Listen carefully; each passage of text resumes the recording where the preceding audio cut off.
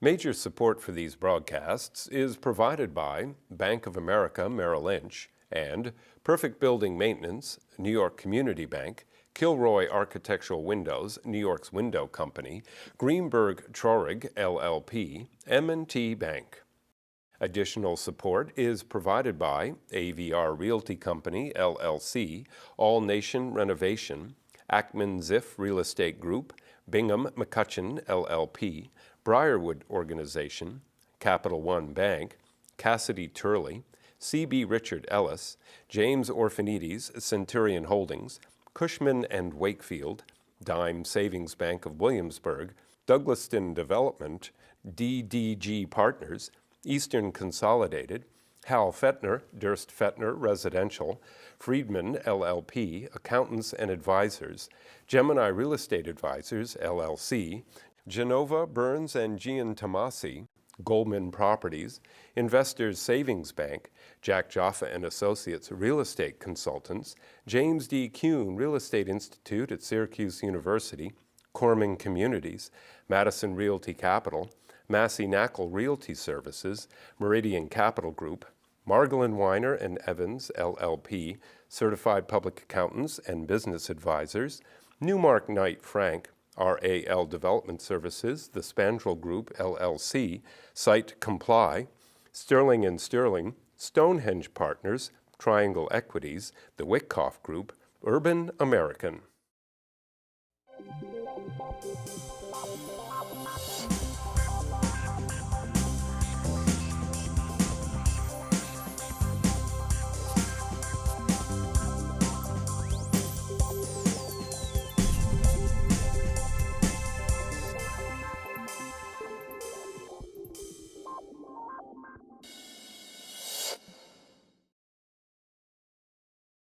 As we begin the 11th season of the Stoller Report, I brought together 4 great people, many of them who've been with me for many of the seasons, to provide their insight as we see in the fall of 2011 where we're going. So my guests, they include Joe Ficalora, President and CEO of New York Community Bancorp, a small little bancorp, $41 billion. Steve Witkoff, the Chairman and CEO of the Witkoff Group. Scott Breckler, Chairman and CEO of RXR Realty, and last but not least, Ophir Yardeni, the co-founder and managing member of Stonehenge Partners. So Joe, you've been with me about 5 years, and one time we said we're in a recession. This is before anyone called it a recession. And just before we started taping, I asked you if you believe we're in a recession, not the way it's, the definition of a recession. Are we in a recession around the country, and are we in a recession in New York? I'd say that around the country, we really never came out of the difficulties that began, depending on where you were, in 7 or in 8, and are likely to run through 12, 13, 14, 15, depending again on where you are.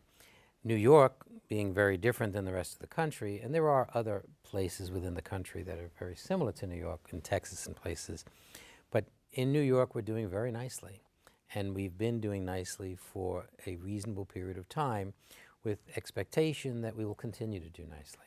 So can New York be fine when the rest of the country is not? Well, yes. We're not talking about falling off the bridge. We're talking about the rest of the country having an ongoing problem that isn't getting better for a long period of time.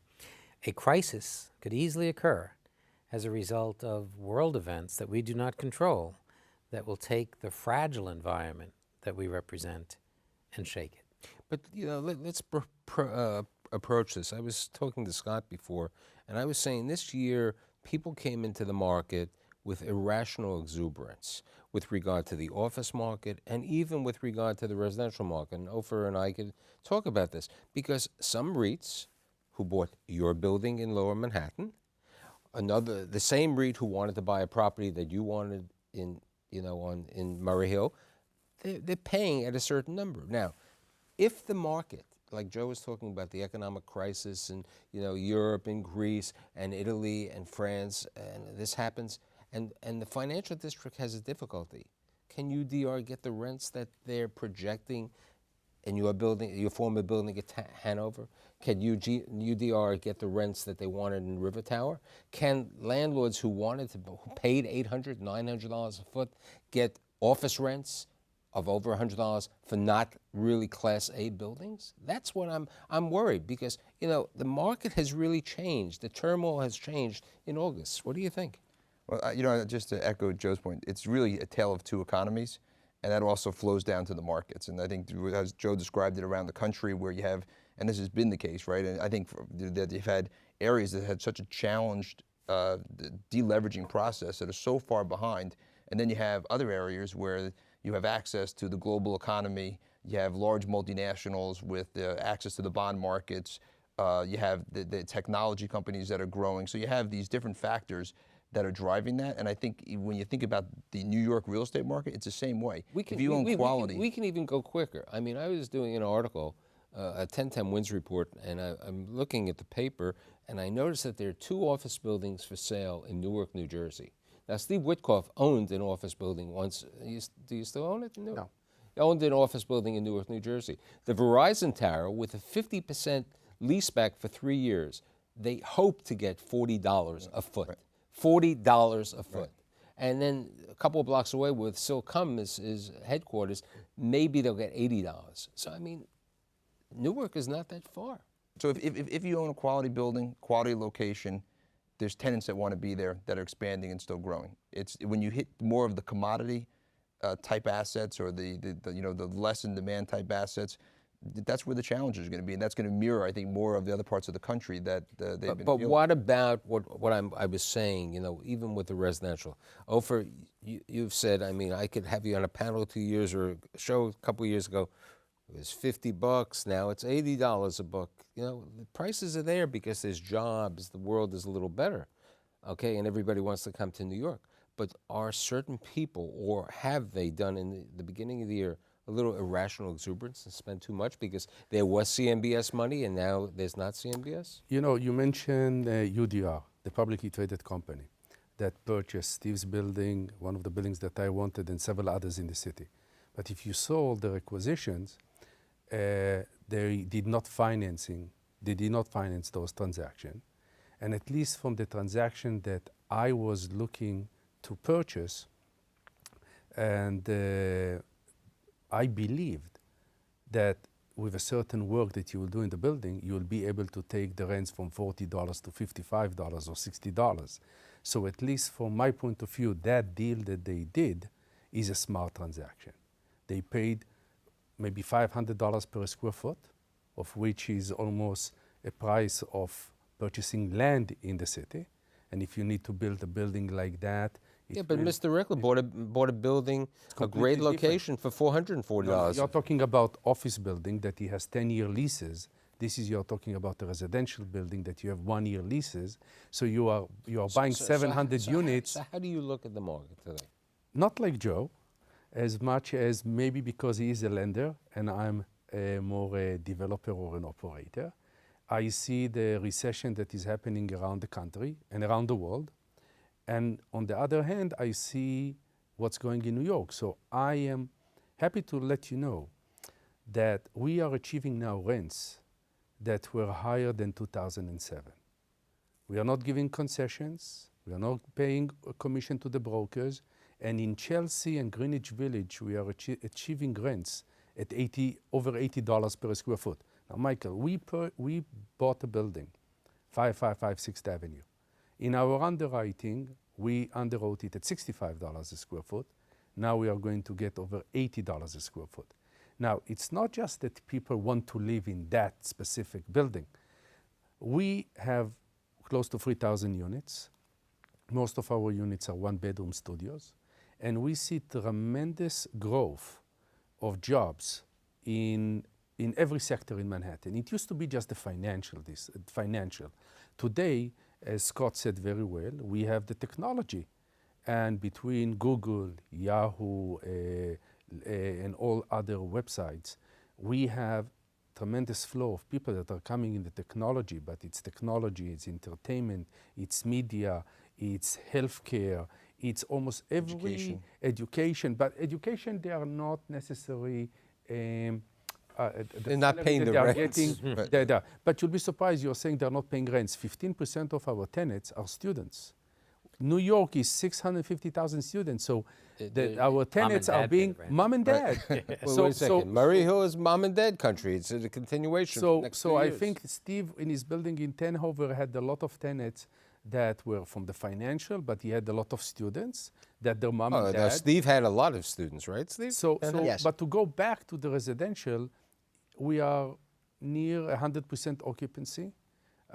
We have close to 700 visits a day in our website from over 100 countries and 1,200 cities around the world.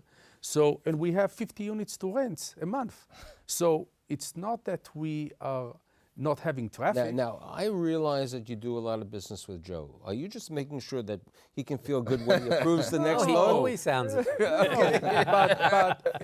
if you had my iPhone here, and No, I I'm was not- able to show wait a you second, I have to have the Whitcroft traffic, say- okay. but and I I think- know. Steve, where do you look at it today? You've been on this opening show for the last 4 or 5 years. We've had truly a recession a couple years ago when we were on the show.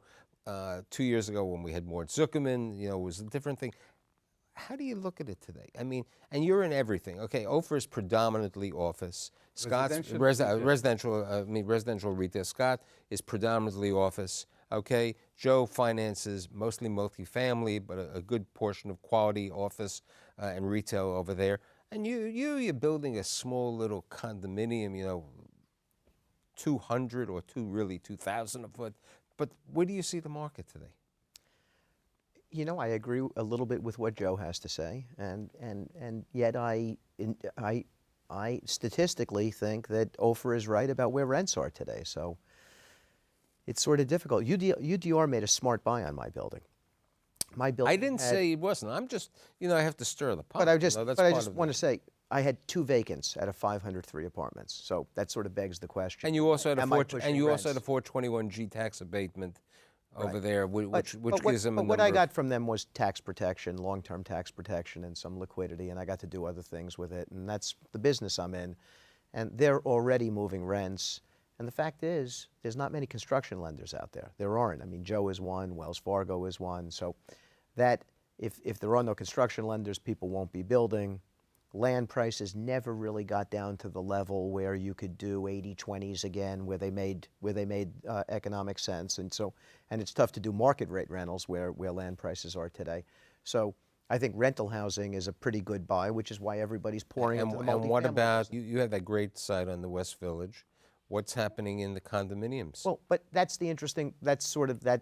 I'll use my 2 deals as an example to answer your question. So I bought 1107, I bought, and I own the Charles Street site.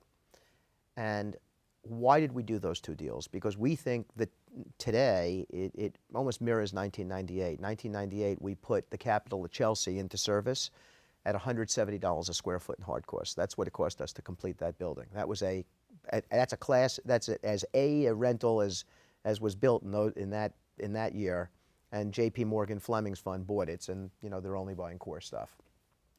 Within 9 months after the market changed, to put a building of that caliber into service probably cost you $3.25 a foot.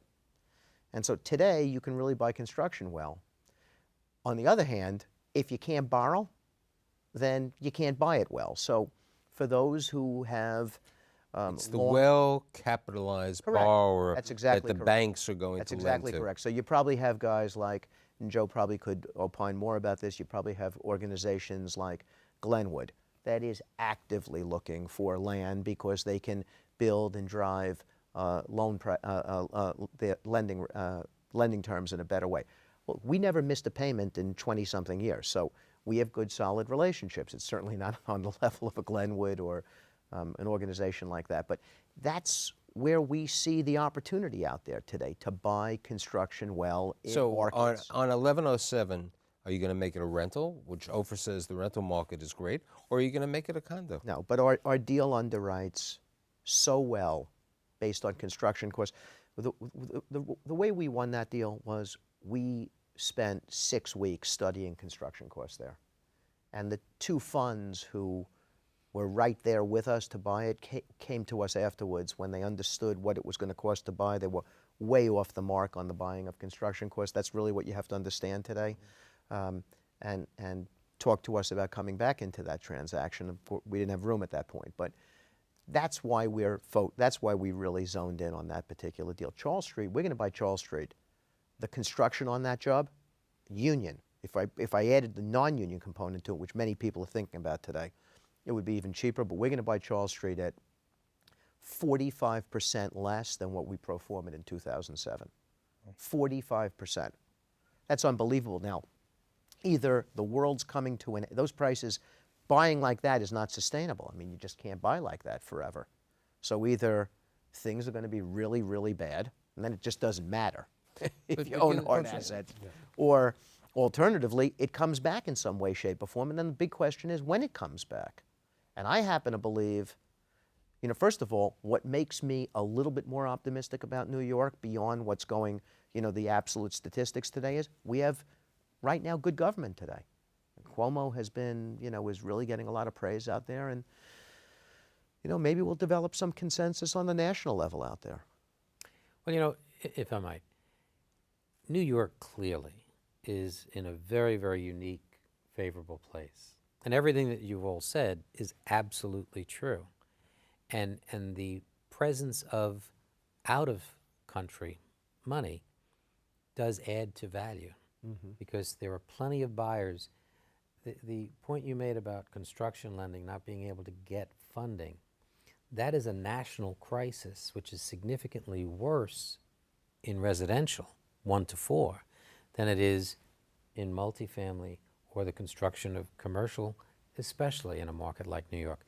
So we have people coming from all over the world with large amounts of money, putting down 50, 55, 60% because they want to have their money invested. So they're not borrowing large amounts. They're not doing excess Which is what you basically said on what the UDR did on the river case. But your problem, Joe, is hugely magnified outside of New York. That's really right. is hugely the problem magnified. is significantly different Right. in the rest of the country. Right. And with regard to 1 to 4 family, they seem like little loans, but there are lots of them. So we have trillions of dollars of need with regard to the refinancing of 1 to 4 family real estate. Everybody with money, in many cases, will take the extra dollars they have in the bank, pay down their loan, which is underwater, and refinance it. Right. Because they'll get a bigger return by putting the money in their house than putting the money in their bank. You know, Michael, but there's another thing that is very important. As much as rents are growing, as Steve said, there is no new construction, cap rates are declining substantially, and it's a result of a lot of capital chasing here deals. Yeah. If you look what's going right now in the world, if you are a wealthy family in Greece, Spain, Italy, where do you want to put your money as a safe place? Forget about what's happening in Egypt, Libya, Jordan. These are countries that not only their leadership is changing there, it's the wealthy individual that lives in these countries are nervous every day what will happen for them. Where do you think they are going to put money as a safe place? So first of all, they are choosing the United States. Let's remember, And second, they're choosing New York. the largest purchasers last year were the Canadians, followed by the Israelis. But I just want not just to add this, because I think you're making a good point, and I was going to jump in this too, when you talk to tie it back to values, right? At the end of the day, not only do we have a sort of flight to safety, and people look at New York as stability, hard assets, income-producing assets, and having some level of protection about and sort of decoupling of what's happening in the rest of the country and the rest of the world because of all the characteristics we've been talking about here. So it's almost like gold. I want to have my money here. And we've seen with our investor base from South America to obviously Canada, Europe, Mideast, and even the last, I would say, 90 days, the level of interest of people having demand for New York City real estate has gone up. And then the other piece that's important, let's not forget it, is where interest rates have gone. I mean, if we were all sitting here, who would have thought that you would have seen the 10-year that was up to 3.5, 3.7? Right, to be 182, to reach a 60-year below record low. 2%. Yeah. So, so here, anyone who's bought anything over the last 18 months was really buying where we're thinking of a 4% type 10-year treasury as sort of a baseline. Now that's half of that.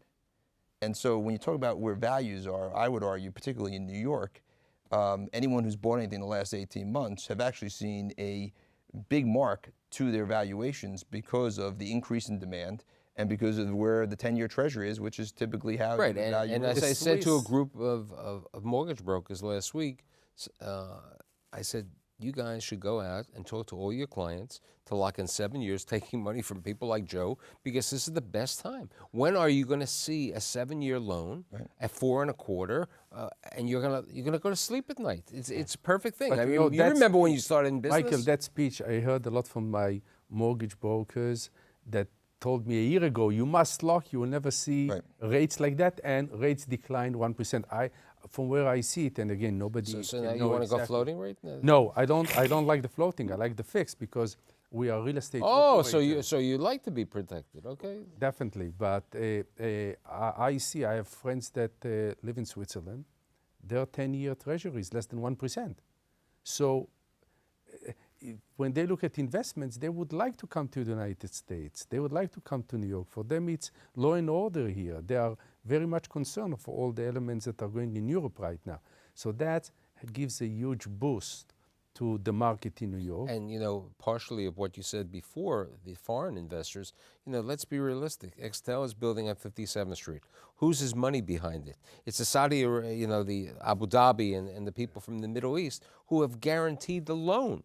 They've guaranteed the takeout loan on the deal for this situation over there. And, look, like Laurent on 76th Street and Broadway, they're doing great. 15 CPW, Charles Street will do great. What do you see about Lower Manhattan? I mean, you're in Lower Manhattan. You own the Woolworth building. I had 2 vacant there. I only have 8 apartments to sell at 55 Wall Street. It's, people are buying, Mike. They really are. I mean, they want to live. They want to live. But prices are down lower for those apartments. I mean, it's not at the height, okay? The ultra luxury apartments, like what you'll do at Charles Street or what Gary will do on 57th Street, will be at the higher number. I agree, but if you're UDR, and you buy my building, why do you need to keep it?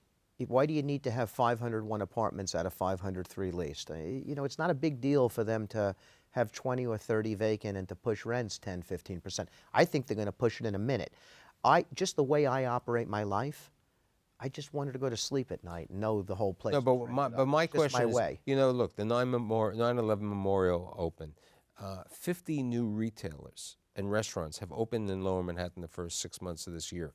3 new hotels have opened with like 793 rooms. I mean, there's really vibrance in Lower Manhattan. I know my friend Ofa still doesn't go down to Lower Manhattan too well, but you're there and you see, what are you seeing happening down there? And Scott, what do you think about investing in Lower I Manhattan? think it's been huge down there. I do.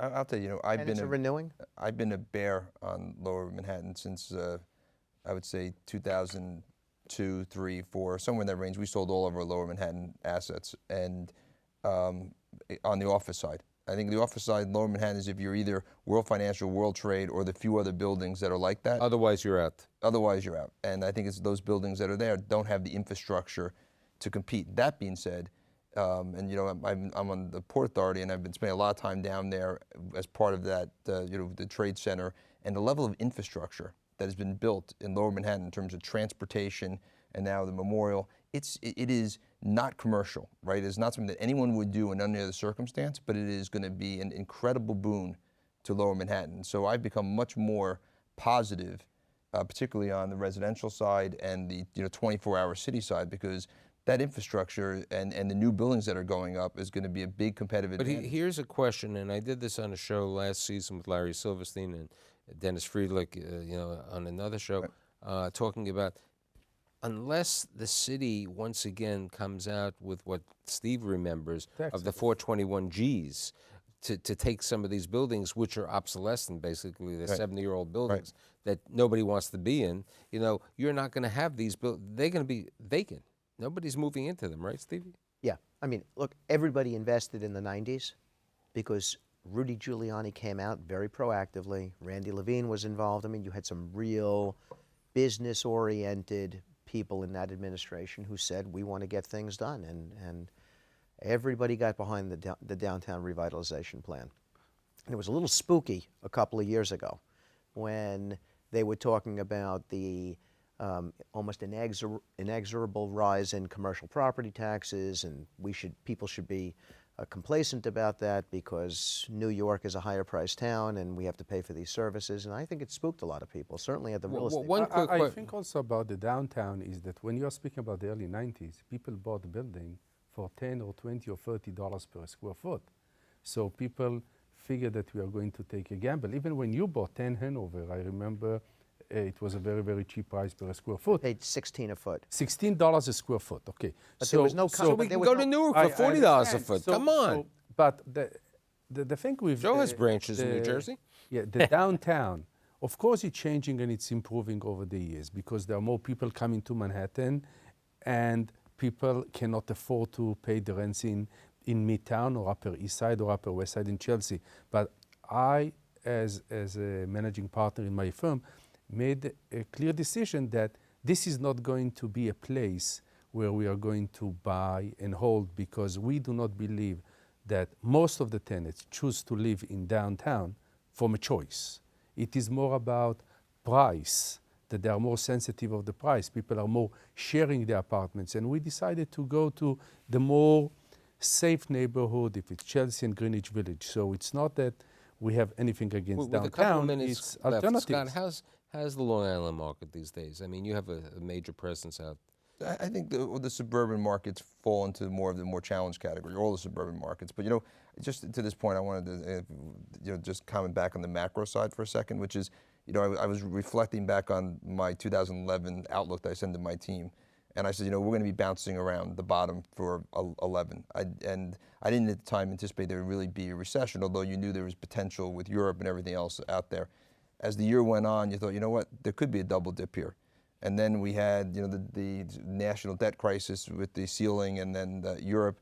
And I would say, you're at a point now where I think, generally speaking, there's sort of a 50-50 chance of a true recession, statistical, recession. And I think that's going through CEOs' heads and consumers' heads. And the question there really is, as we go now through the rest of this year, maybe it doesn't show, but as you hit 2012, I think, and people start planning about where am I going to spend, what's my vacation, am I going to have a job, am I going to hire, am I going to be investing, am I going to be expanding my business? I think you're going to have, that's where I think you're going to see that crisis of confidence that has just erupted, unless something happens that changes it, which could, if Congress gets its act together and some, positive things. So what we're really going to do is have to come back in November or December to put the four of you again closer to the end of the year to really give you a prediction for 2012. We would love it. Okay, I'd love to thank Joe Ficalora, Steve Witkoff, Scott Reckler, and Ophir Denny. See you Thank next you. week.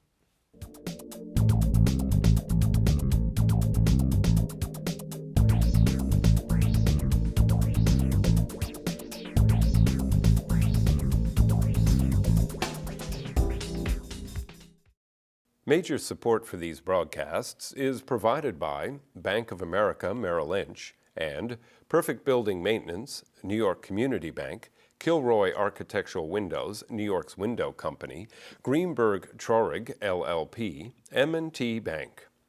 Additional support is provided by AVR Realty Company, LLC, All Nation Renovation, Ackman Ziff Real Estate Group, Bingham McCutcheon, LLP, Briarwood Organization, Capital One Bank, Cassidy Turley, C.B. Richard Ellis, James Orphanides, Centurion Holdings, Cushman & Wakefield, Dime Savings Bank of Williamsburg, Douglaston Development, DDG Partners, Eastern Consolidated, Hal Fettner, Durst Fettner Residential, Friedman LLP, Accountants and Advisors, Gemini Real Estate Advisors LLC, Genova, Burns and Giantomasi, Goldman Properties, Investors Savings Bank, Jack Jaffa and Associates Real Estate Consultants, James D. Kuhn Real Estate Institute at Syracuse University, Corming Communities, Madison Realty Capital, Massey Knackle Realty Services, Meridian Capital Group, Margolin Weiner and Evans LLP, Certified Public Accountants and Business Advisors, Newmark Knight Frank, RAL Development Services, the Spandrel Group, LLC, Site Comply, Sterling & Sterling, Stonehenge Partners, Triangle Equities, the Witkoff Group, Urban American.